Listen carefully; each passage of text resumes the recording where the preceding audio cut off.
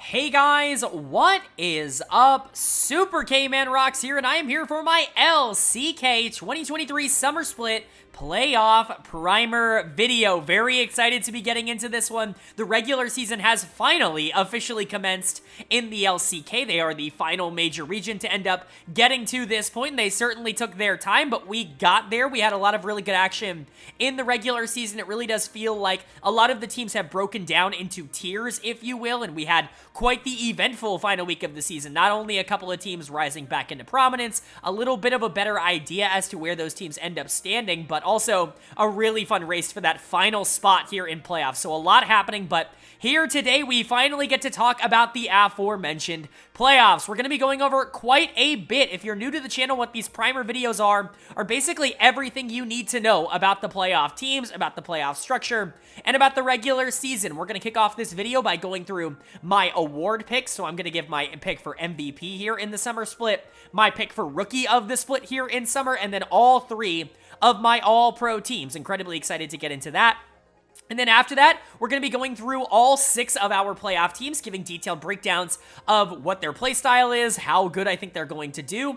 The first 2 teams will be a little bit different, but we'll also be previewing the first round matchups as well. So 3 versus 6, 4 versus 5. Incredibly excited to get into that. And at the end of the video, we're going to do a full bracket prediction. I'm going to give you my exact prediction on what teams I think are going to do well and what teams I think are going to struggle. You will know what I think is going to happen in the playoffs, and I'll kind of give an idea as to the teams I think we'll be heading to the World Championships by the end of the year. But if you guys are excited, I usually don't ask for this at the beginning of videos, but leave a like. It really does mean a lot to me, and we put a lot of time and effort into these videos. This is basically the culmination of, months and months of work coming in from the channel, and so I really would appreciate it if you guys left a like. But without further ado, let's jump right into it. Of course, I told you guys we're going to be kicking it off with my award picks, and we are going to be doing that. A little bit of pretense before we jump into any awards. My grading scale, which does confuse some people sometimes, so I very much, I should say, want to make it clear why I rank certain players higher than others, and,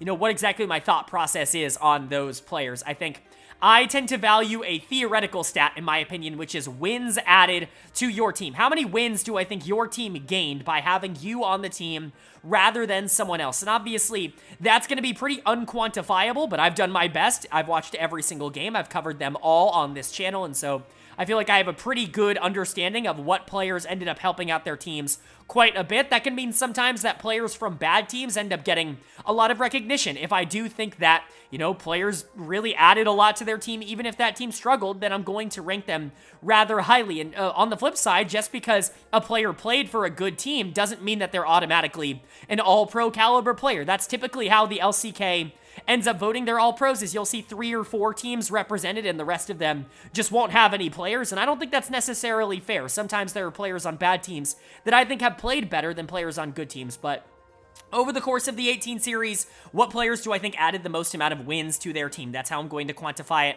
And that means we get to start off with my Most Valuable Player Award. This was actually a very difficult one. I think 2 incredibly deserving candidates for me in the LCK, and this really was kind of a 2-horse race in my opinion, but I ended up landing on Pays as my 2023 Summer Split MVP. The AD carry of Gen.G is going to be getting this award, and what a year Pays has had. The youngest player in the LCK, I believe it's either him or Bulldog. I don't remember which one is technically younger, but both of them were 17 starting off this year, and so, at the very least, they both deserve mention in that category, but Pays has expanded so much quicker than anybody could have anticipated. He's been so crazy good in his rookie year that it's almost unfair that he is this young and this good already. He had big shoes to fill on Gen.G, replacing what is, in my opinion, the greatest AD carry of all time in Ruler, who has gone on to do some great things, just won the LPL on JD Gaming for the 2nd time this year after winning MSI, and, obviously that's a pretty difficult position to be put in as a young 17-year-old. You had a support who hadn't necessarily proven a ton in the LCK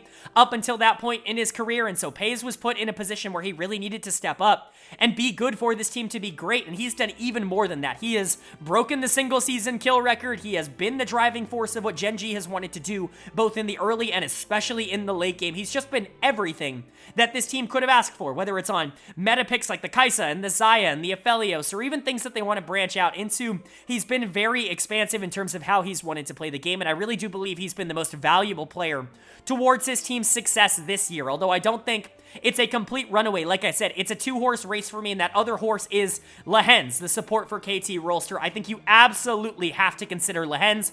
Gen.G and KT have kind of been the two horses in terms of teams over the course of this split, and in my opinion, these are the two players that have pushed them along the most. I know some people are going to say that Keen or Cuz or BDD or Aiming were the most important players on KT. I very much believe it to be Lehens. After watching all the games, it very much feels like he has been the standout player, and in my opinion, this is the best split of Lehens' career, and that includes last year on Gen.G. And so for me, Lehens, a very, very worthy candidate, a very aggressive support. I was worried about how that was going to mesh with some of the players on KT Rolster. Aiming obviously is very aggro, but mostly is known as a late game team fighter, someone who you don't want to see take too many risks early because sometimes they don't pay off. But BDD and Cuz aren't necessarily known as the most aggressive players in the entire world, so I was worried at the beginning of the year that Lehens just wasn't going to be a fantastic fit next to these players, but everything has worked out so much better than I could have ever anticipated. KT is obviously the #1 seed out of the regular season, and a lot of that, in my opinion, is how well their support played. He, in my opinion, definitely deserves to at least be considered for MVP. Him and Paze, I think it's a really interesting conversation, but those two were definitely the main two that I was considering. The third honorable mention, the third finalist for me, is going to go to Chovy, the mid laner for Gen.G. I still think that he had a phenomenal split, and he's still just as good as anybody else in the world. Mechanically speaking, I think he was right there. I think he just honestly grew a lot as a player over the course of this year. I think Paze was the one that was receiving a lot of the resources on Gen.G, and because of that, Chovy took a more secondary carry type of role. He was more of a carry, I would say, towards the beginning part of the split, but especially as this team transitioned into the back half, both Paze and Doran became major threats for Gen.G, and Chovy, I think, took a back seat, so some people, I think, are going to overlook him, but man, he was still so crazy good for this Gen.G team. No matter what role you give him, no matter what champion you give him, whatever you need him to do, he's at the point in his career where he's going to be able to do it all expertly. He's going to be able to dominate in the early game, generate giant CS leads, and dominate the mid game, or he can be that late game insurance policy as a team fighter. He can do whatever you want in any kind of role, and it's just very impressive. I think that there were a lot of players that could have been considered for this. I think Zeka is another player that was definitely in the conversation as a finalist for me, but these are the three that I ended up on, and my MVP pick for the summer split is officially going to go to Paze. But now we get to move on to our second of the major individual awards here before we jump into the All-Pro voting, and that is, of course, Rookie of the Split. Now, this is always an interesting conversation. Typically speaking, there are a lot of mediocre choices, you know, in the LCK in the past. It's been like, there's been some good rookies, but nobody that really, like, completely stands out. You know, Vikla last year, I thought Kale earned it, in my opinion, but, you know, it's not typically, like, a superstar. Well, a little bit different this year because a pretty obvious choice for Rookie of the Split for me in summer of 2023 is going to go to Paze, the AD carry of Gen.G. I feel like I just talked about this guy. Oh, wait, I did just talk about this guy because he's my MVP pick, and he's also a rookie. This is a no-brainer. This is going to be a unanimous vote. He is clearly the best rookie in the LCK this year. The kid has absolutely demolished absolutely everybody that he's gone up against. I don't want to sit here and continue to talk about him too much because I did just do an entire segment talking about the things that Paze does well, but you're right. Like, yes, he does get played towards a lot on Gen.G, and maybe it's not quite as dominant. If you want to switch out Lehens and maybe have him be the MVP, Paze is still going to run away with Rookie of the Split. I think he's going to walk away at the very least with one major award here in the LCK, and I think he's absolutely earned it. But the other, you know, finalists, quote-unquote, the honorable mentions, if you will, for me coming in at number 2, it's going to be Grizzly, the jungler for Hanwha Life, and that's pretty surprising considering he only really played the second half of the year, and you're right, he only played the second half of this split, and that could be relatively problematic in terms of voters, especially in the LCK, but what he did with his time in the LCK, in my opinion, was more than almost any other rookie. I really do think that outside of Paze, he was the rookie that impressed me the most of anybody else in the league, which is why he's going to be second place in my voting. I don't know if, you know, voters are going to agree with that. I don't know if broadcast is going to have him that high, but I really do think that the amount of wins and the volume that he added to the team was just as good as, like, the major junglers in the league. I really do think he was that good down the stretch. There was a little bit of time where it looked a little bit shaky when he first got inserted into the lineup, and honestly, I was not super high on him as a player when he was coming into the LCK. It felt like that situation in general with everything that happened with Clid.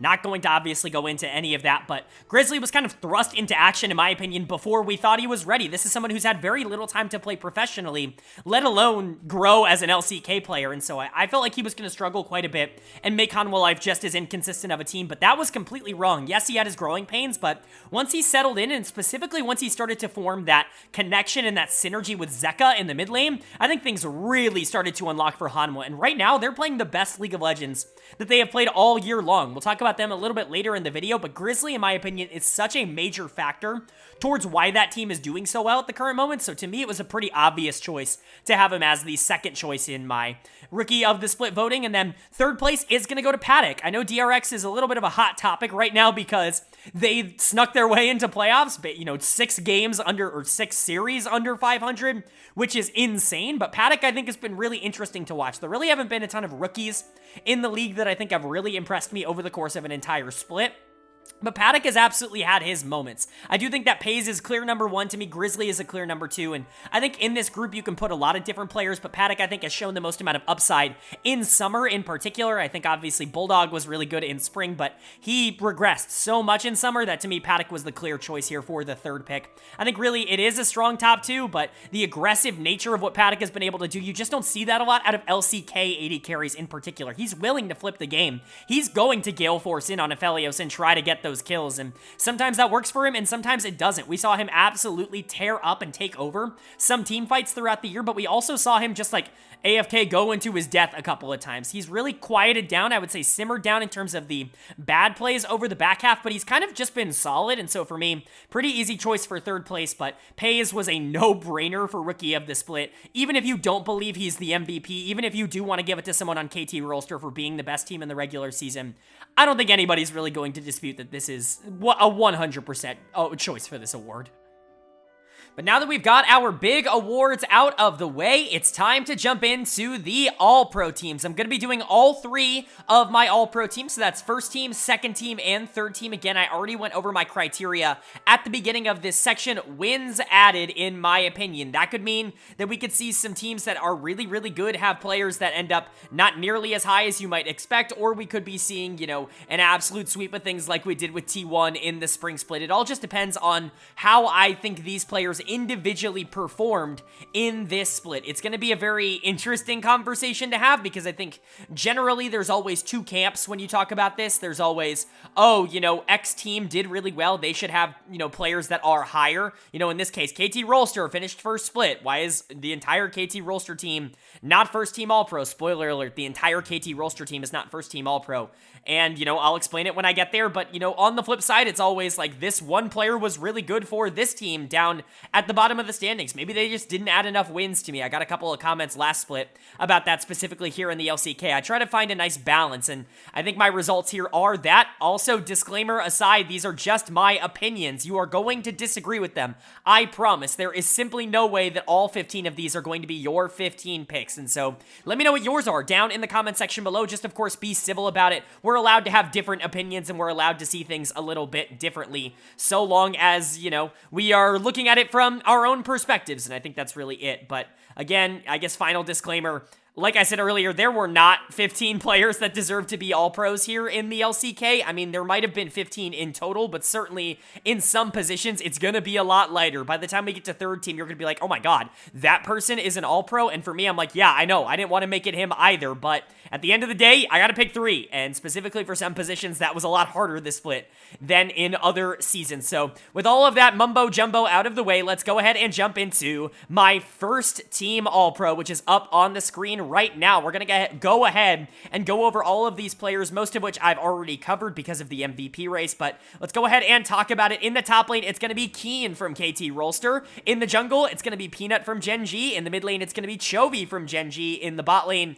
it's going to be Pays from Gen.G. And in the support position, it's going to be Lehens from KT Rolster. First thing that pops out, I think, to a lot of people, more Gen.G players than KT Rolster players in first team All-Pro. How can that be? KT was better in the regular season, and while that absolutely is the case. And while, you know, we'll get to my opinions on KT, no spoilers, I still really like them a lot. I like Gen.G quite a bit too. I think they're clearly the two best teams in the league, but remember, all-pro success does not necessarily dictate how well you play as a unit. This is just, in my opinion, who stood out the most individually. I think KT is much more of a dynamic unit as 5 than they are like individual players just mega stomping every game. Alternatively, Gen.G really relies on their top players a lot, and I want to give them the credit for that. And so this is just how it ended up shaking up. I can understand swapping a couple of these players out, but to me, it's pretty clear. We'll get to them when we individually get to them. Starting with, of course, one of the KT players, Keen, in the top lane. This one was pretty easy for me. This was a very difficult decision for a lot of the split because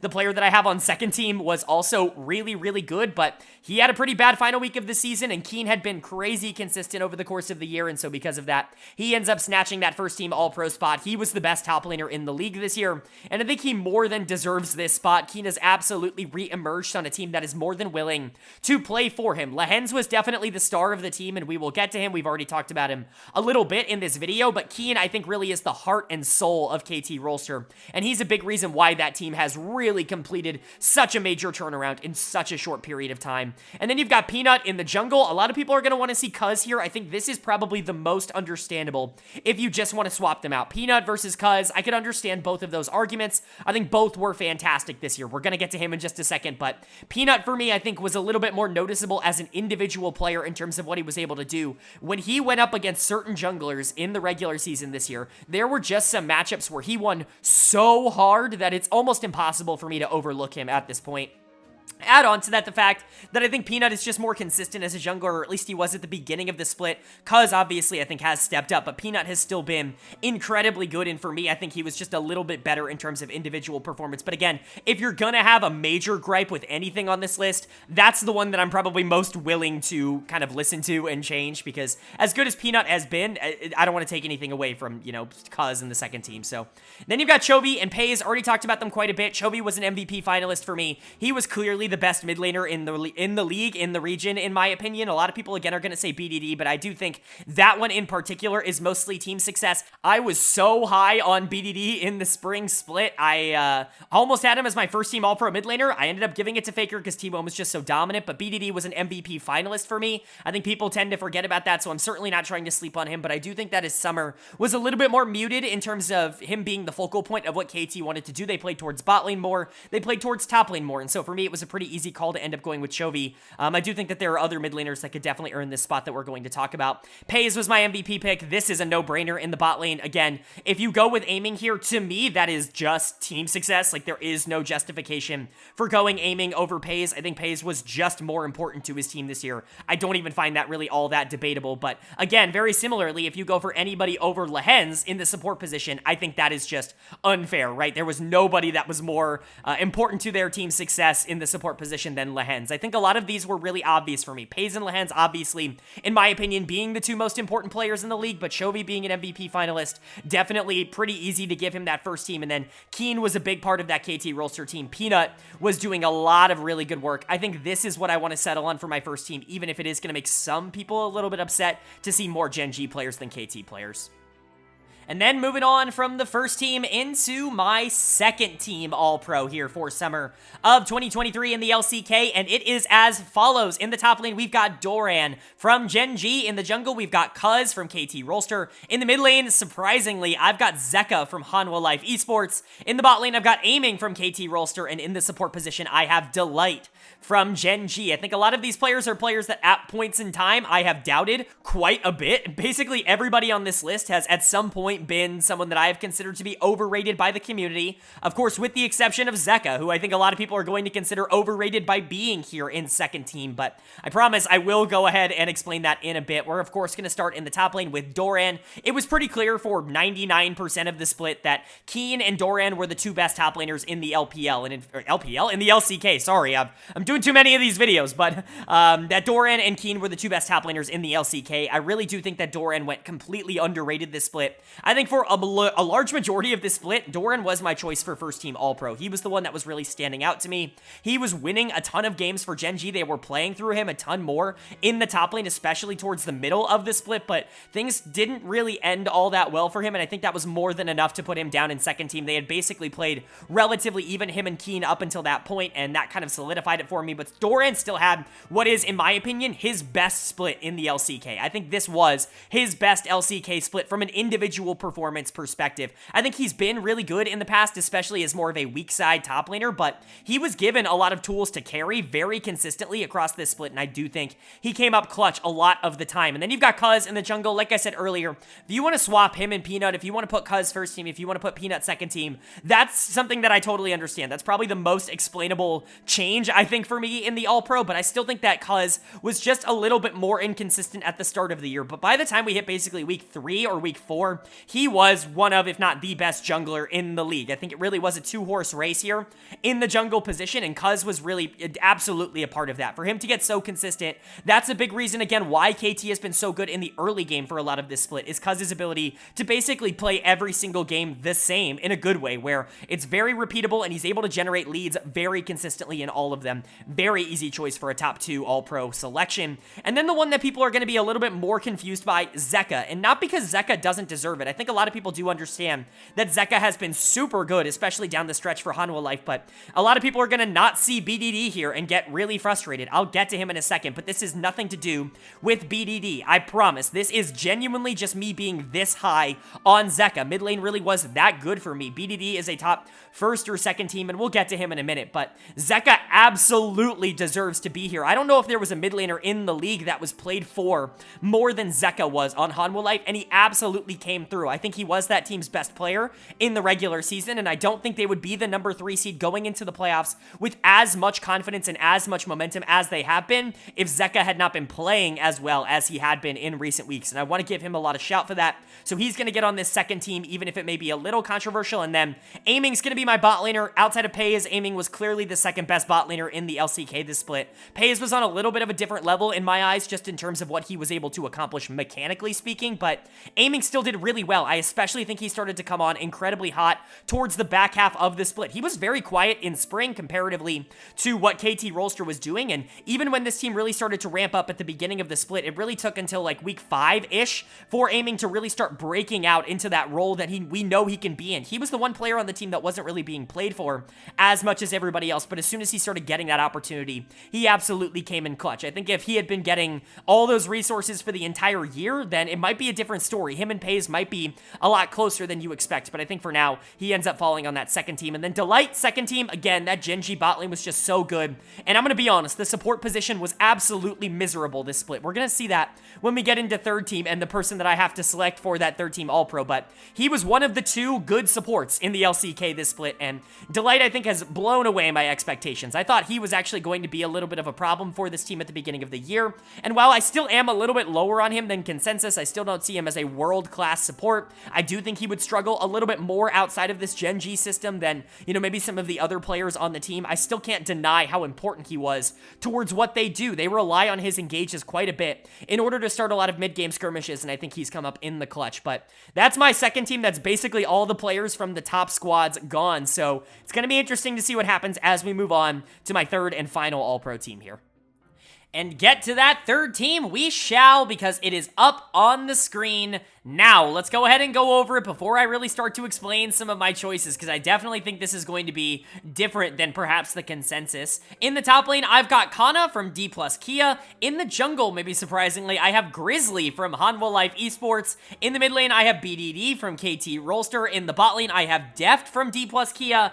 And at the support position, I have Keria from T1. We'll, of course, go top to support. But again, I have to reiterate that for some of these positions, there was not a particularly good answer for third team All-Pro. Typically, especially in the LCK, I'm having to cut people because there's simply just too much talent. There's been too many good performances. But I honestly think the opposite has kind of been the case in the LCK this summer, where it's like, man, there's been two really good players, and then everybody else has just been crazy inconsistent. So here are the ones that I did end up coming up with. Kana in the top lane did end up being my choice. I thought Kana actually ended the split very strong, and that's why he's going to be getting this nod for a lot of this split. Dudu was in this spot, the top laner for the Guangdong Freaks, but not only did that team completely collapse down the stretch, which again, I'm not going to entirely put onto Dudu. If his individual performances were still there down the stretch, then I would have probably still put him here in third team, but he himself, I think, played significantly worse down the stretch, and so I ended up pivoting to Kana, who I do think was a very big impactful player for Dplus KIA. I think that he is absolutely the clear choice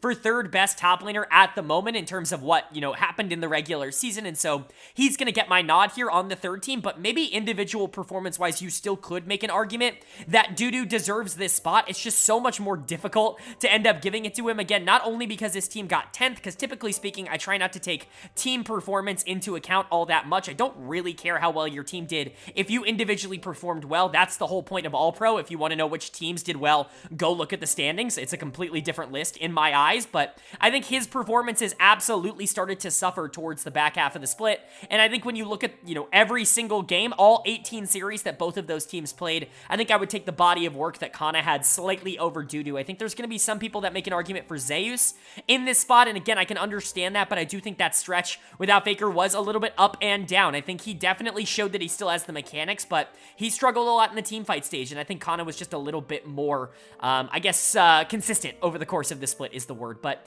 getting into the jungle position now, and I think some people are going to be surprised to see Grizzly here in this spot. He did play a majority of his team's games, which I think at the very least qualifies him, although I don't really care if he's technically qualified. I'm going to put the players that I think added the most amount of wins to their team in this spot, and to me, that was Grizzly. I think jungle is one of the two positions that I'm really talking about having not enough players to really feel comfortable with 3 All-Pro selections, but I do think Grizzly was phenomenal over the back half of the split. I would have really liked to see one player really be good for an entire split to the point where they just had a bigger body of work than what Grizzly was able to offer, but I just don't think that there was anybody else in the league that had that body of work. I think Canyon is the player that a lot of people are going to look to on Dplus KIA, but I just think that Canyon had too many poor games for my taste. I still think he's a great player, and he's certainly a top 3 jungler in the league, but I think if you're just looking at the 18 series, I would argue that Grizzly was more valuable towards his team's wins than Canyon was in the small amount of time that Grizzly was there. Same thing for a player like Owner.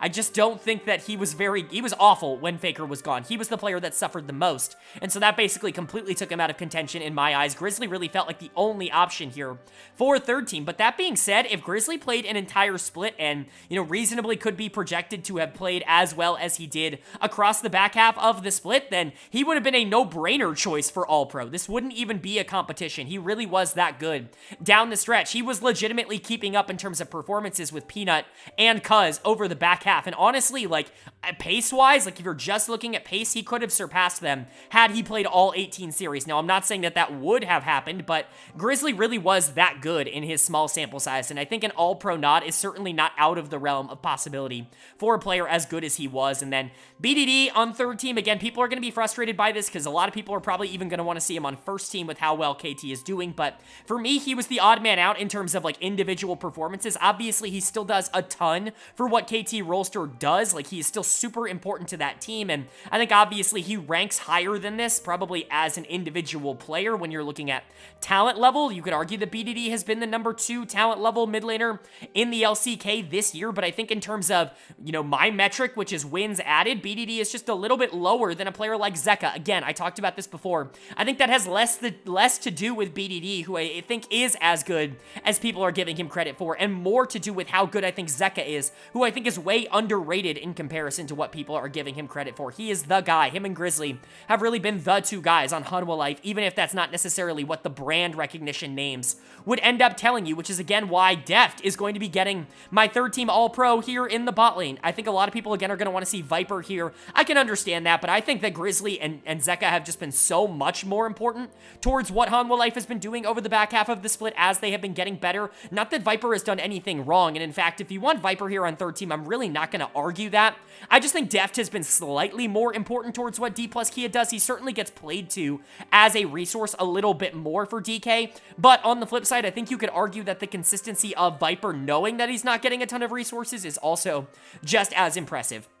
So I think you really could go either way. I could definitely see both arguments being made. I'm going to go with Deft because I think I noticed him a little bit more in terms of over this split. But again, Viper's a really good player. I just think that for Hanwha, jungle mid has absolutely kind of been the focal point and the eye-catching part of the team. And I think he's the one who's kind of suffered the most for that. And then KIA in the support position. Talk about someone that I just did not want to put on the all-pro list. Like, I'm higher on KIA's performance this split than a lot of people are. I think him and Gumayushi were surprisingly good when Faker left. KIA struggled out of lane in the teamfight stage, but he was still one of the best laning supports in the entire game. Even when Faker wasn't in the lineup, the team just had no idea what to do in terms of skirmishes in the mid game, and they suffered a lot for it, but KIA was phenomenal when Faker was in, and so when you look at the rest of the support pool, KIA by default is probably the third best support. I mean, Life, no thank you. He was so miserable at the beginning part of the split. Damwon couldn't pick a support to save their lives. Both Kellen and Bible have been in and out, and neither has really looked all that dominant, although I do think Kellen is the better player. You look at someone like DRX, Beryl, no thank you. You look at KDF, they've had the worst supports in the league. You look at Sandbox, Kale had the worst support of his career. Like, okay, Breon, it's effort, no shot, dude. And then Nongshim, like, Peter's been okay, but he's certainly not been an all-pro. There were no options here. Like, genuinely, there were no options here. KIA almost gets this spot by default, which is crazy considering he was the unanimous MVP. I don't know if it was unanimous, but he was, you know, the clear choice for MVP in spring. For him to fall all the way to third team, let alone barely scraping into third team, is definitely disappointing, but I have a feeling he's going to be figuring stuff out. He was phenomenal in the back half, or I should say the last week of the season once Faker came back in. I expect that to continue because his mechanics never really fell off. It was simply just his decision making that became a little bit more of a problem, a confidence thing that T1 kind of just had in general. But those are my all-pro picks. Go ahead and let me know what you guys would change, of course, down in the comments. Just be courteous and respectful about the conversation. You're allowed to have a different opinion. I'm allowed to have a different opinion than what you have. Both of those things can absolutely be true, but would love to know you guys' thoughts. Of course, now that we're done with the awards, though, it's time to head into my full team analysis for all 6 of the playoff teams. Now we get to move into our team analysis here. It's time to cover the playoffs. We just finished up with the regular season, going over all of the awards. It's time to get into the games that are going to determine how things shake up for the rest of the year here in the LCK. So incredibly excited to do it. If you're unfamiliar with the format that we use in these primers, what we're going to do first is go over the top 2 teams because they have buys in round number 1. The first 2 seeds obviously immediately get into round number 2, immediately get into that double elimination bracket, which is a pretty big bonus for them. But when we get to seeds 3 through 6, we're going to cover them in the context of their first round matchups. And then, of course, at the end of this, we're going to give a full bracket prediction on what I think is going to happen here in the LCK playoffs. But for now, we get to start off with our number 1 seed, the team that went 17-1 in the regular season, a crazy impressive record. It is KT Rolster. Incredibly excited for this team, for them to have done what they were able to do in the regular season. I certainly did not see it coming. At the beginning of the year, you had so many players on this team that were looking for bounce back years, a couple of players that were coming off of really good years, but you didn't know how they were going to gel with some new teammates, and everything has worked so much better than anyone could have ever anticipated. This team has been sensational across this entire year, and they deserve all of the praise that they have gotten up until this point. But will they be getting more with this playoff run? Let's talk about it now. Their lineup is looking like Keen in the top lane, Cuz in the jungle, BDD in the mid lane, aiming at AD carry, and Lahens at support. I've already talked about all 5 of these members because all 5 of them did end up making all-pro teams, so I'm not going to individually go player by player in the same way that I would typically do in a situation like this, because again, I've already talked about what I thought of their regular season, but I think I am going to bring up kind of the grand scheme of KT Rolster, how they like to play the game, who they like to play through, and what exactly their strategies tend to be. Now, that can be pretty flexible for a team like KT. In the spring split, that was a lot of playing through BDD in the mid lane and really trying to unlock him, allowing him to carry a lot in the mid to late game and just kind of take over that way. A lot of Azir, a lot of things like that. Even things like the Annie were really popular for this team, and they have continued to be very popular in the summer, but I think the game plan, around that has really shifted. I think Keen and Aiming have absolutely taken a much bigger role on this team in summer than they had in spring, and I think it's really unlocked a better version of KT. They feel incredibly difficult to plan for, to try and play against, because they really can do almost anything in terms of the way that they end up wanting to play the game.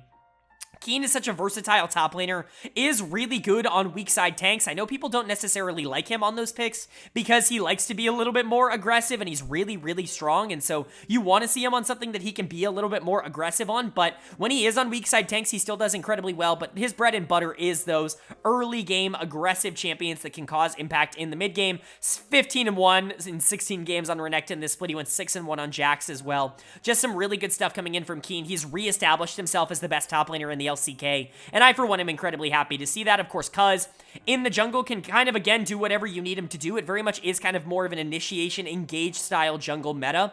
Right now, we still continue to see things like Sejuani and Maokai dominate the pick list and really be the priority picks, but Cuz has not been afraid to pull out the Viego a little bit more prominently. Viego in general is a lot more consistent and prominent in the LCK than it is in any other region, and Cuz is a big proponent of that. I think you have a lot more carry potential in the back half of games on picks like Viego, and so Cuz isn't afraid to win games.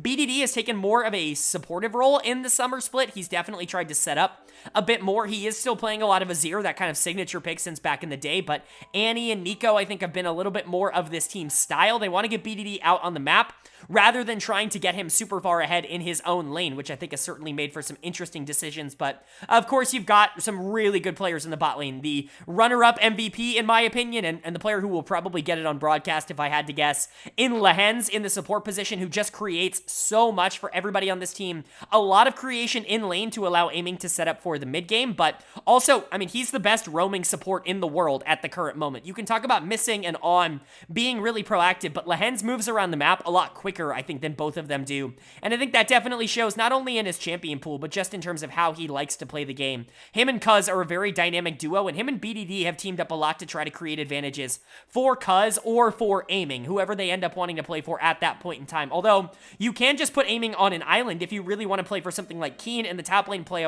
around Rift Herald. This team doesn't necessarily like to do that. They put a really high, I guess, priority on getting early dragons, more so than a lot of other teams in the LCK, and I think that definitely comes through, but Aiming is still really good. I think he's solidified a lot of the weaknesses that he had as a player, had always been someone that was relatively trustworthy if he had a lead in the game, but was very inconsistent in the early game at being able to generate those leads. I think with the better team around him and the best support in the league right now, he has more consistently been able to generate those leads, and from ahead, he's just as good as any other AD carry in the world. I think I have some reservations about what happens if teams invest a ridiculous amount of resources into shutting Aiming down, but I don't think that's going to be very easy, because if you invest resources into Aiming, all of a sudden Keen and Cuz have all these resources to move around the top side of the map, or BDD could potentially carry. Lehens could just abandon Aiming in lane and start playing for the rest of the map. You don't really have an easy way to play for this KT Rolster team. They just have so many avenues to end up taking leads, and when they get those leads, they're so devastatingly clinical at being able to close them out. This is currently the most dangerous team in the LCK, but they're not without their flaws. I do think that it is possible to just straight up outskill them. As good as these players have been over the course of this split, and as unrealistic as this win condition has kind of been for a lot of teams up until this point, this split, I think they are playing as more than the sum of their parts at the current moment, which in most cases is a really good thing. You like to see a group of 5 players end up playing better than I think what their skill level is as a unit. And while I do agree that that is a good thing and that's what KT Rolster is doing, I do think that a team like Gen.G or potentially a team like Hanwha or hell even T1, if they are able to step up, could potentially have a skill advantage in some individual 1v1 or 2v2 matchups. And if they win enough of those in a row, I could see a world in which KT does kind of struggle to get past them, but that is really just reaching. KT feels relatively unstoppable at the LCK level right now, and if that's the only way to consistently beat them, when that really isn't even a major weakness of this team, it just goes to show you the position that KT has put themselves in. They're going to be a big favorite to end up winning the LCK this split, and it's absolutely for good reason. And then moving on to our number 2 seed and the other team to get a first round bye and an automatic pass into the, double elimination stage of the bracket. We've got the 16-2 Gen.G. Now, this is a really interesting conversation to have because I do think Gen.G is an incredibly good team. And basically throughout this entire split, they have been either number 1 or number 2 in everybody's power rankings. They won the LCK in the spring split, but then they didn't do so hot at MSI. They weren't as good as T1 internationally, and people were coming back saying, okay, well, it looks like that finals performance was a fluke. They ended up losing to T1 at MSI, and I think that really, for a lot of people, checked them out of Gen.G, and then they go on this massive run to start this split. They only have basically 0 losses up until they run into KT Rolster, who ends up taking their first loss. Everything's still looking good. They're steamrolling everybody else in the league. I think you could argue that they beat the bottom teams better than anybody else in the LCK, and then boop, all of a sudden, random final loss of the season to Bro in their final series. I'm not going to try to look into that one too much because, again, Bro's just a super weird team, and Gen.G in general is also just a super weird team, but I definitely think this is a team that people have to watch out for as a sneaky contender, and it shouldn't be sneaky, to win the LCK. Like, they're really not all that out of it. Talent-wise, they're right up there with anybody. Their lineup is looking like Doran in the top lane, Peanut in the jungle, Chovy in the mid lane, Pays at AD carry, and Delight at support. Again, very similar to KT. I've already gone over all of them. They were all in the first 2 all-pro teams, and so quite a bit of really good talent on this team, and, I've kind of gone into their individual strengths and how they've played throughout the year up until this point, but again, I'm going to try to talk about it in the lens of how it affects what Gen.G in particular likes to do. They're not the same as KT Rolster. I think a lot of their stats would tell you that they do play relatively similarly. Again, very high, priority on things like dragons and on getting early leads to try and transition that into consistent team fighting towards the back half of games, but they do it in very different ways. I think KT is very much kind of a team effort in the sense of nobody really kind of tries to dominate individually 1v1. They really try to get a unanimous lead and then really take over with their macro in the mid game. That's what KT, I think, does a little bit more expertly, and that's kind of what Gen.G was in spring. That was something I talked about a lot with this team, was that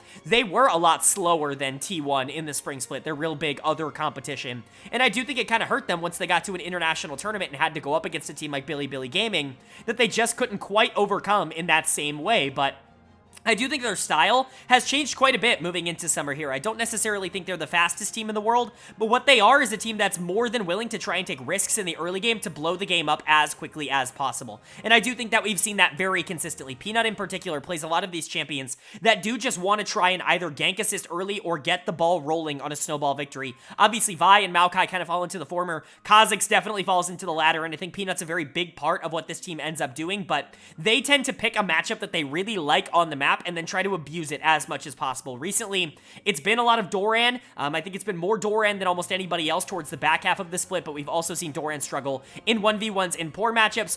At the beginning of the year, it was Chovy. He was really the one that was getting a lot of those more advantageous matchups, and even more so creating really advantageous matchups out of what most people would consider neutral matchups. And then throughout the entire split, the kind of constant for them has been Pays in the bot lane, who's just been phenomenal in every situation he's been offered. He's been the best laner in the LCK in the bot lane, and I don't even think that's even remotely up for debate. He's been super good in that department, and you got to think back to spring. That was his weakness as a player, and so to be able to make that one of the biggest strengths of his game is super impressive. He's still a monster in late game team fights, just an incredibly reliable carry for this team, but essentially what they like to do is pick one of these lanes. Let's say you get a really good matchup in the mid lane. Well, Peanut's going to gank that lane over and over, and they're going to try to get Chovy into the point where he just spirals the game completely out of control. Now, maybe you have a really good matchup in the bot lane. Well, then Peanut's going to spend a lot of time, and Chovy will probably spend a lot of time moving bot lane to try to get Pays into a situation where he's just so out of control that nobody's going to be able to stop him in skirmishes, etc., etc. They do the same thing for Doran. They find where they want to put their resources, and they go for that, which again, kind of similarly to KT, makes them very difficult to plan for, because really, the strength of Gen.G is that they're always going to ideally have one matchup that they can try to exploit, that they can try to take advantage of, and the problem when going up against that, you would really think, okay, well, if they have one good matchup, then we should have two good matchups, right? Let's say they have a really strong bot lane matchup, well, then we should be able to get Prio in top and mid. Well, the problem with that is you're playing into Doran and Chovy, who are both so consistent that it's actually very difficult to generate those kinds of leads. So the main counter to this strategy honestly doesn't end up being a very strong counter in the first place. I think the way that we've seen Gen.G end up falling apart and falling flat is underperformances from some of their key players. We saw KT able to just out-macro them in the mid-game. Gen.G honestly still was able to kind of perform their strategy in that series. The problem was that they just couldn't keep up with the pace at which KT ended up playing that mid-game. KT kind of turned on the jets, and Gen.G had a problem trying to deal with that. But against Bro, it really was just Doran having a bad series, and that's going to happen. Like, you're allowed to have a bad series every once in a while. You're allowed to underperform in certain circumstances, but I don't expect that to be very consistent over the course of the playoffs. This is still a very dangerous team, and if they are able to generate those leads, let's say you get super fed Chovy or Pays in a couple of games against KT Rolster, who's to say this team can't just steamroll them in a series? We saw them do it against T1 in the spring, and I think you could argue that T1 was in just as good a form back then as KT is in right now. Gen.G is very much a team you absolutely have to look out for.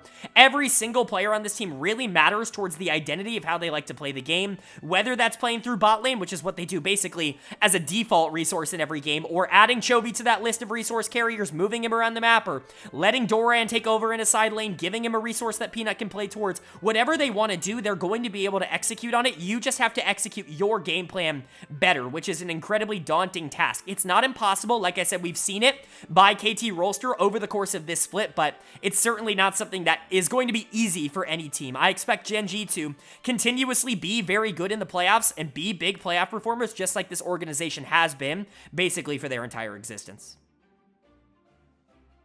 But now that we've covered the two teams that officially have a bye in round number 1, that aren't in danger of not making that double elimination stage, it's time to get into our round 1 matchups in themselves, and I'm really excited to go over them. There are a lot of really interesting intricacies that I think have been created based on the teams that did end up getting in, but the one that we're going to kick it off with is, of course, the higher seed versus the lowest seed here. In the playoffs, we are going to see a matchup between the number 3 seeded Hanwha Life Esports and the number 6 seeded DRX. Both of these teams taking very different paths to end up getting in here into the playoffs, but at the end of the day, I think both of these teams were actually looked at relatively similarly at the start of the year. DRX obviously with not as much potential as a team like Hanwha Life, but these were supposed to be 2 playoff teams in January. Things obviously not going according to plan. You know, maybe for Hanwha Life, things have really started to go according to plan, but they certainly didn't take the path that they expected to get there, and DRX certainly not taking the path that they expected, going 6-12 in the regular season. But because the LCK was so top heavy and the bottom teams were all so disastrous, that 6-12 record is more than enough to get them into the playoffs, which is wild. But this is definitely going to be a pretty one-sided matchup for a lot of people on paper, and unfortunately, I think I am going to have to agree. I think DRX obviously does have the upside of being a team that does, quite frankly, play better against better competition. They've always been an org that's kind of done that, but these players in particular, I think, have shown that they are willing to step up to the plate against teams that they really do feel like they can take on, but Hanwha Life is just a little bit different. The way HLE really likes to play the game, at least in recent weeks, is through jungle. They like to get Grizzly as ahead as possible. You can see that in some of the champions that he plays. He definitely is a little bit more favorable towards some of those engaged tanks, the Maokai and the Sejuani, but the Viego has actually been a major pick for this Hanwha Life team in the last couple of weeks, and I think that is something that we're going to see more of as we head into the playoffs. I think Viego fits Grizzly's playstyle rather well, and I would expect it to be his primary champion going into playoffs, but it's going to be interesting to see. When he's able to generate consistent leads in that part of the game, especially early on, he's really able to run the map, and obviously, he's got a ridiculous amount of help around him. I never even went over the lineups. I should probably do that now. For Hanwha Life, their lineup is looking like Kingin in the top lane, Grizzly in the jungle, Zeka in the mid lane, Viper at AD carry, and Life at support. And then for DRX, their lineup is looking like Rascal in the top lane, Krako in the jungle, Fate in the mid lane, Paddock at AD carry, and Barrel at support. And so, quite an interesting assortment. But again, Hanwha Life likes to play through jungle, and then their primary carry, especially in the mid to late game,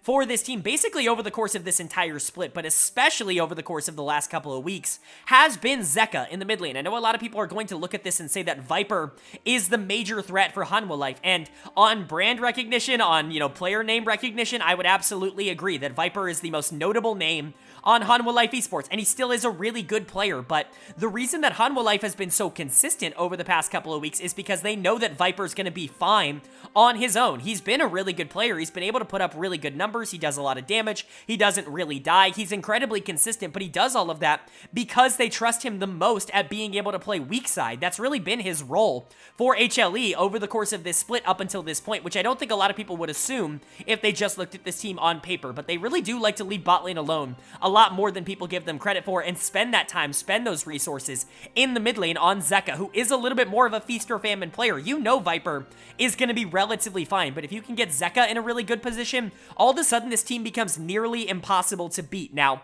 they are beatable, as we saw against Gen.G this past week. They are able to be taken down if Grizzly especially is not able to get jungle leads. He really is a massive part of what this team wants to do in terms of its playstyle, in terms of how they like to go about the game. If Grizzly can be shut down, that's going to be a major advantage for DRX in this series, but I would definitely favor Grizzly over Krako in this matchup. But I think, again, if Zeka and Viper are able to step up, that's Hanwha Life winning a series. Not only are they going to be able to do that against DRX, they're likely going to be able to do that against the best teams in the world. That's how good those two players are. Kingen and Life, as ancillary pieces, kind of secondary pieces on this team, I do think are, relatively positive. Kingen has been getting better as the year has gone on, as he is one to do. He ramps up as the year goes on, basically every year of his career.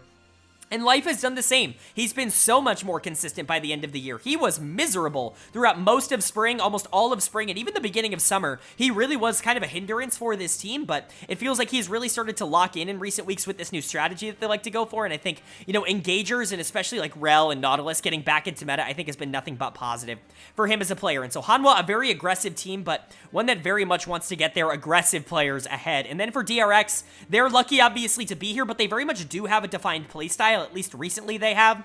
Again, actually very similar to Hanwha Life. They have played a lot through Krako in recent weeks, which you might not expect because Krako was benched at one point in the regular season for Juhan, but Juhan wasn't very good in the starting lineup, so they decided to give Krako another chance, and he absolutely has come through for them since he's been back in the lineup. He certainly has not been perfect. He's not been like a top, 3 or 4 jungler in the league, but he's been a starting caliber jungler, a lot more similar to the Krako that we've known from Sandbox days, rather than anything we saw from him in spring or at the beginning of summer, which I think is a really good sign. Again, if you're going to get a good version of Krako and he's actually going to be able to go toe-to-toe with Grizzly, that to me is by far the most important matchup in this series. Whichever jungler is going to be able to get the leg up, I do think is going to create a lot of noise. Now, you've got a lot of players that have had good moments in the past as well on this team. Rascal, at points in time, has been considered one of, if not the best top laner in the LCK, has had a really big fall from grace this year. I think he's been a lot worse than people give him credit for. I still see a lot of people saying that he's elo held on this team. I think that's disrespecting how many bad games he's had over the course of this year, but again, the talent is still there. If he can just click back the mental, I think he's going to be fine. Fate has been a lot better as of recent, even though it has tapered off in the last couple of weeks. He, again, was another player who got benched at the beginning of summer and then came back in once Yeho wasn't playing particularly well, and he was really, really good when he first re-entered and has kind of cooled off since. Paddock is a very aggressive player. Beryl was really good in the final week of the season. He was actually the player of the week in week number 9, but they're like the most flip-floppy bot lane in the playoffs by a gargantuan margin. DRX is a really interesting team to talk about, but I think when you look at this particular matchup on paper, it just feels like they're a little bit outmatched. In terms of talent, Krako's really going to have to step up and do really well into Grizzly, and I think you're going to need a big series out of Rascal, out of Fate, out of Paddock, out of Beryl, and I just don't know if you're going to be able to get 5 games of really good play, or at least 3 games of really good play out of those players. It's going to be a big ask, and that's why I would definitely favor Hanwha here, but I think in general, DRX has to be happy getting into playoffs here. Obviously, it earns them a spot in the regional qualifier as well, and I do think that there is talent on this team. I just think that maybe the regular season matchups between these two is a good indicator of maybe how I expect some of these matchups to go in the playoffs. And then moving on to our second Round 1 Series 2 preview here, and this one I think is going to be a little bit closer in terms of expectations and in terms of what could potentially happen. Certainly a series I'm very much looking forward to. We have the number 4 seeded Dplus KIA taking on the number 5 seeded T1. A crazy matchup to have to happen in the first round. I think going into the year, these were the two teams that I felt the most confident in going into, 2023. When you go back and look at my preseason, January power rankings, these teams were 1 and 2. And so to see them down here where they are, I'm surprised. I would be lying if I said anything other than the fact that I am surprised to see these two kind of both being on a little bit different trajectories at the current moment, but I do think that there are universes where both of these teams end up stepping up, and I could absolutely see both of them them still going on a run and, you know, making finals, making worlds, even hell, like winning the LCK, I don't think is entirely out of the realm of possibility for either of these two teams. But I think when you look at these two rosters, you see a lot of superstars, and to see them in round one of them being eliminated, it's going to be pretty insane. But let's go ahead and go over those rosters. Dplus KIA is looking like Kana in the top lane, Canyon in the jungle, Showmaker in the mid lane, Deft at AD carry, and either Bible or Kellen at support. I don't know who they're going to end up playing. More than likely, they're probably going to play both, unless it's just an absolute blowout in favor of them. That's what this organization has pretty consistently done over the past few years, just most notably in the top lane. They've been able to swap out, like last year it was Nuguri and Bertle. This year I think Bible and Kellen are going to play a relatively similar role depending on the matchups that they want to hit. But then for T1 on the other side, they've got Zeus in the top lane, Owner in the jungle, Faker in the mid lane, Gumayushi at AD carry, and Keria at support. And so some really intriguing lineups here for Dplus KIA. The way that they play the game is really, really different. They really rely on their individual skill, I would argue almost more than any other team in the LCK. We've talked about how KT and Gen.G are obviously incredibly talented teams, and even Hanwha Life really does like to skill check you, but they all do it in ways that I think are more, you know, controlled, more game plan oriented. Hanwha in particular likes to play through jungle mid. They know they can leave Viper on a little bit more of an island, whereas like Gen.G and KT are much more macro oriented in terms of how they want to play the mid game. Dplus really just relies a lot, quite frankly, on winning 1v1s and winning 2v2s, which can be a very volatile strategy, but honestly, like one that isn't entirely out of the realm of possibility for a DK team like this to do all that consistently. It's what's kind of gotten them to this place in the first place, I guess you can say, gotten them into playoffs, gotten them into this top four, which I think was a relatively contested, you know, kind of trait over the past couple of months. But a lot of the lanes they've had have just ended up being able to win pretty consistently in the 1v1s. Most specifically, top lane, I think, has gotten really good. Now, obviously, this is going to be a pretty intriguing matchup for Kana in general, because Zeus is certainly not an easy laner to go into, but Zeus can also give over laning phases by being a little bit too aggressive. Going to be interesting to see how that plays out. Of course, Canyon and Showmaker are arguably the greatest jungle mid duo of all time. And I do think that they're still very good players. I think Canyon is going to get a lot of all-pro nods. I think he was a little bit more inconsistent than people give him credit for. I actually think Showmaker was kind of the star of these two in the regular season, in my opinion. Showmaker would have made an all-pro team if he were in any other position that wasn't mid lane. He was really good this split, and I know people are going to underestimate that, but he was clearly like the fourth team all-pro in the mid lane. He was, you know, arguably a top 2, top 3 player in the LCK through the first 3 or 4 weeks of the split. Things just didn't go quite as hot for him down the stretch, and I know people aren't going to remember the first couple of weeks of the split, but it is worth noting that he was super good in that time when it really felt like he was locked in. But as this team has slowly lost confidence, slowly started to just continuously make roster decisions, it does feel like Showmaker's ability has tapered off a little bit. Now, I've said this once, I've said it 1,000 times, I've gone on multiple rants about this in my LCK weekly recaps, but the thing about Canyon and Showmaker is they have consistently underperformed in regular seasons in the past. They did this exact same thing last year. They did this thing in 2019, which I think people forget about, and then they always step it up when it matters the most. Sometimes that's not the playoffs. A lot of times that ends up being the regional qualifier and then eventually international tournaments, but you can never count these two out as being one of the best duos in the entire world. And then you get to probably the most stable player on the team in Deft. It's just going to be interesting to see which support he's going to play for. Deft has been phenomenal across this whole year. Incredibly consistent as an early laner, basically the opposite of what he was on DRX last year, where he was basically just a team fighter for that DRX team. He would consistently be able to go even in lane and then just kind of try and dominate the team fight stage. It's basically been the opposite. He's been able to win lanes super consistently, especially with Kellen, and I think Kellen does make this team better. I have Bible listed here because he's played more games over the back half of the split, but if Kellen is in, I do think that the ceiling of this team is a little bit higher. Bible is a fine player, though, certainly not a disaster in the support position, but I do think that Kellen would be the better choice here. But for T1 on the other side, I mean, I don't even know how to really react and grade this team. I mean, there really is two teams to talk about here, T1 with Faker and T1 without Faker. Now, it's been talked about extensively on channels that include this one, but are also, you know, everywhere on the internet up until this point that, you know, Faker makes such a huge difference on T1. But I think in general, really what it is the confidence that Faker is able to generate. I don't think, you know, Faker's micromanaging and microing Owner's jungle clear, or, you know, how Gumayushi ends up playing a 2v2 trade in the bot lane, right? Like, Faker's not controlling these things. What Faker does in the mid lane is make these players truly believe that they can win win any game that they are in, and I truly do believe that. Owner plays with a lot more confidence when Faker is in. KIA plays with a lot more confidence when Faker is in. Zeus honestly plays with less confidence, but in a good way, where he plays a little bit more controlled when Faker is in. I think in general, just the presence of him does so much for this team, which obviously is big, but mechanically speaking, they're one of the few teams in the league that are arguably just straight up better than DK on the other side. You've got Zeus and the Kana. At the beginning of the year, I would have told you this was crazy Zeus favored, but Kana's been better in this regular season. Gonna be interesting to see if Zeus's playoff woes end up continuing.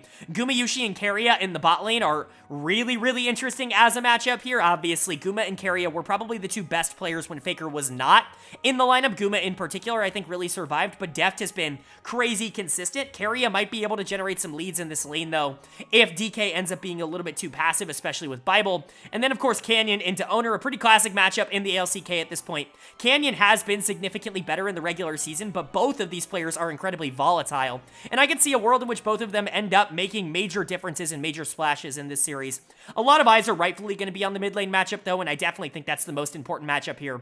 If Faker does really well, if he gets back to that spring form, T1's probably going to win. If Showmaker gets back to the form he was in at the beginning of summer and at the end of spring, DK's probably going to win. I really do think it's crazy how simple that is in my mind, but I think this is going to be a really fun matchup between two teams that I actually think are relatively well balanced.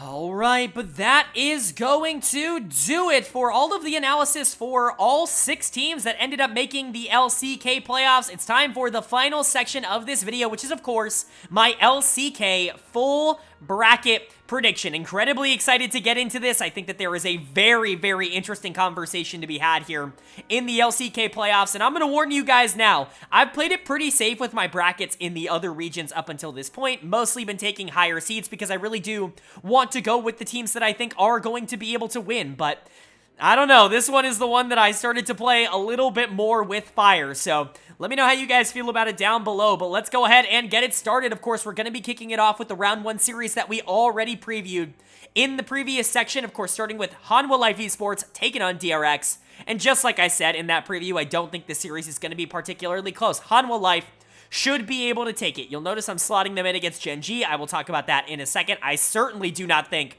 that that is like 100% locked in or anything like that. We'll talk about that in a moment, but Hanwha Life, I think moving on here just makes the most sense. DRX should not have enough firepower to be able to overcome what Hanwha Life has been able to do. So long as Grizzly and Zeka are able to put themselves in relatively good positions, Viper might just be the best player on the Rift in general, and that should be enough to be able to let them take over. They win in basically every single lane in terms of talent, and that to me is a pretty clear answer for who I think is going to be going over in a series like that. But as for my other round 1 series, you know, DK versus T1, really like the matchup on paper, but again, this one was relatively easy for me to decide. I'm going to go with T1 in this one. I think that they are the better team, and I think they absolutely should be the better team in this matchup. DK got really unfortunate to get that number 4 seed because T1 is not an opponent that you want to run into in round number 1. T1 is going to slot up into the KT slot. Now again, I do not think that this is 100% set in stone. Quite frankly, if I'm KT Rolster, I'm picking Hanwha Life before I'm picking T1. I would much rather play Grizzly and Zeka and Viper than a fully functioning T1, knowing what they're capable of doing at their absolute best. But I don't know, the Telecom War makes it so much more interesting. I think that this is a more interesting bracket outcome, so this is what I'm going to predict. But again, like, I really could see Hanwha Life playing KT, and if T1 wins, I could see them playing Gen.G in round number 1, but this is just what I have it now. As for T1 versus DK, I think DK's struggles are going to carry over into this round 1 series. There's more than a likely chance that they get their shit together in the regional qualifier, because that's what this team has done so many times in the past, but as for now, I just have to go with T1, who I think is the superior team in terms of talent. But moving on to round 2, we start our double elimination bracket, which is definitely more helpful for these teams. Kicking it off on the top side with a Telecom War between KT Rolster and T1, and just like the regular season, I've got KT Rolster going over in this one and moving on to winners finals. Now, that's not to say I don't think this will be a close series. I think this is the closest matchup of two teams in the entire playoffs. I'm so interested, and I really do hope that we get a Telecom War matchup at some point in the playoffs, because seeing this version of KT versus a T1 with everything on the line, with something to prove, would be so much fun. It really would be kind of the best version of that matchup we've gotten in so many years, and I think KT would be able to take it in this circumstance, but certainly not by a crazy amount. And then the other round 2 series, Gen.G taking on Hanwha Life. This one's a little bit easier for me. I've got Gen.G moving on. They absolutely should be the better of these two teams. As much as I like where Hanwha Life is right now, Grizzly has majorly struggled against really smart, really proactive junglers, and he's a crucial part of what Hanwha Life likes to do. And I think Peanut's just going to eat him alive like he did in the last week of the season. That just seems to be a matchup disadvantage for Hanwha. Now, do I think Zeka could pop off? Maybe. He's going into Chovy, so it's going to be harder. Could Viper do a lot of really good things? I don't know. He's going into Pays, who is one lane all year long. It's a very bad matchup for Hanwha in terms of playing to their strengths, and I think in general, Gen.G should have the upper hand there. So that means in lower bracket now, the two teams that lost were T1 and Hanwha Life, and I do love this matchup for both of these teams. I think it's very, very intriguing to try to see who would come out on top. Kingen and Zeka versus T1 obviously is always a lot of fun, but for me, I have T1 getting their revenge here against those players and moving on to the semifinals. A lot of people might not go this far on T1, which is why I said that there were going to be a few more upsets in this bracket. I think T1 is a really good team, one that genuinely has a ton of upside to potentially win the LCK. Should things continue to go right, they looked like their old selves in the final week of the season with Faker back. I'm going to assume that they're back into full strength because honestly, I'm kind of expecting them to be back in full strength as this season ends. It's going to be interesting, but this is where Hanwha's journey ends in my predicted bracket. And then in winners finals, you've got a matchup between KT, Rolster, and Gen.G, the two top teams in the regular season that have gone head-to-head and taken one off of each other apiece. And in this one, I maybe surprisingly have Gen.G moving on. I think these players are incredibly clutch playoff performers. And honestly, I just trust the talent a little bit more. You ask me the big players on KT, Lehens and Keen, I think they're very good players, but I trust Chovy, I trust Peanut, and I trust Pays just a tad bit more. It's very, very light.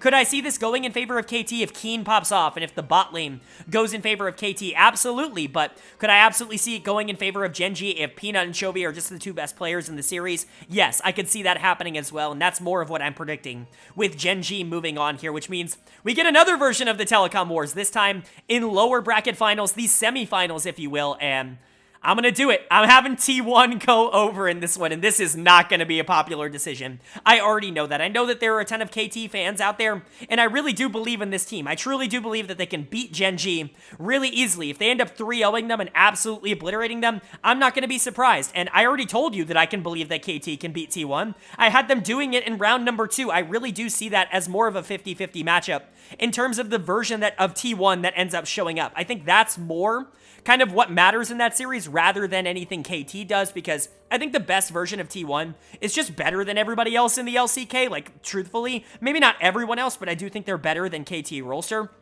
But I think the worst version of T1 couldn't hold a candle to the consistency and the macro that KT ends up playing with. It's really going to be interesting to see how that series ends up playing out. If KT beats them twice, I'm not going to be surprised at all. If T1 beats them twice, I'm not going to be surprised at all. I do think it's relatively 50-50, but in this case, I'm going to go with the Faker magic, mind-controlling KT into third place somehow in the summer split, and then, you know, the old reliable in the finals, Gen.G versus T1. We always end up here, and how could I predict anything else to end up happening? But for me, pretty clearly, I am going to go with Gen.G in the finals here. They've been able to conquer the T1 beast in finals, and I don't think that's stopping anytime soon. The finals curse for T1 is going to continue to exist. Not only do I still have them making it even as the 5 seed, but I still have them going down to Gen.G in the finals, who I have predicted as your 2023 Summer Split LCK champions, and that's going to be the same as Spring. But again, if KT's here, I would expect them to do a really good job, and T1 could very well win this series if everything goes right. Hell,